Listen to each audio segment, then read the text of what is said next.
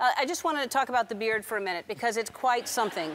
And how long did it take you to grow it, first of all? It was 6 months, and then I think I had it for an additional year after that. Mm-hmm. And how did people treat you? No, that's not what it was during the movie, right? That's cleaned up. No, that was it. Oh, really? Well, then it didn't look like that in the movie. Maybe it's because there was so much ice on it too, because it was always frozen. That was actually wax. I had a fantastic makeup artist in this movie who did all the stuff from the bear mauling, and there was wax that she dribbled all over my face every day. It was about a 4 to 5 hour makeup job every day with all the scars and. So again, it was just a joy, yeah. The whole experience. But now, say you're growing it back again or something, or you're just going to keep it at that level? A light stubble. A light stubble. Yeah. Do you like wearing? I don't think I'll ever have a beard like that ever again, unless it's for a role. But yeah, it's hard to maintain. It's just stuff gets in there. You know, you're eating, and then food falls in. Right. And you have to shampoo it, right? You have to shampoo it, yeah. And do you put conditioner in it? I did.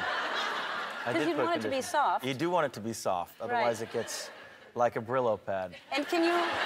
Yes. And who wants to feel that? And so when you have food in it, can you tell? Oh, it's very visible, yeah. I mean, no, but if you don't have a mirror, sometimes do you feel like you've walked around and there's been food in your beard? Well, if you have good enough friends, they notify you if you have mustard on your beard or something like that. They let you know. All right, just checking. So you've always been like a daredevil, but you've done, I think I've talked to you about, you swim with sharks, or you have. Yeah. And you jump out of an airplane. Yeah. On a regular basis, or will you? I only did that once. Will you do it again? When both parachutes don't open, you tend to not go repeat something like that. Yeah. What are you talking about? Well, then how'd you get down? I jumped out of the airplane, and then my first chute didn't open. They cut, it's tandem, so somebody's on your back. They cut that line. We started free falling towards Earth, and that's when you get the, 8x10 glossies of your whole life flashing before your eyes. And then the second one was tangled as well, and I saw my friends sort of popping off with their, their parachutes, and I'm still plummeting towards planet Earth. And then that was tangled for about a good, 20, 30 seconds. And then he untangled it.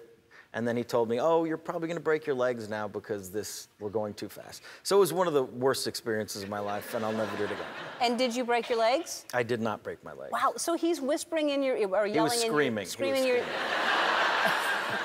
You're going to break your legs. You're going to break your legs. What? I can't hear you!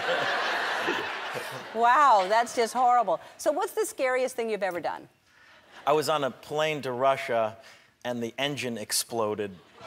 I was looking out the window, and the entire engine just turned into a fireball. It was right after Sully had that incident happen to him where the geese flew into both engines. And he landed on the river? This happened in one of the engines, and I was the only person there that seemed to see this, but it was a flaming fireball. And it was all Russian passengers, and I kind of felt like I'd already died and gone to heaven because no one said anything. And I was screaming at the top of my lungs, saying, what the hell is going on here? And these people just kind of looked back to me, and the stewardess came out and said, we seem to have a slight problem here. And the Russian guy finally said, what is the problem?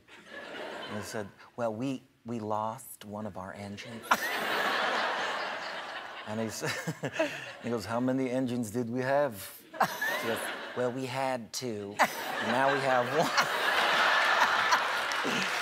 And he proceeded to say, that is not good. That is not good. And we basically dumped fuel for 45 minutes and did an emergency landing, and all our tires exploded, and there was 100 different ambulances there, and it was on CNN, and that was another bummer. Wow. Oh, my God. That's incredible. I feel like I should write a book now. Yeah, well, no, I'm going to write it.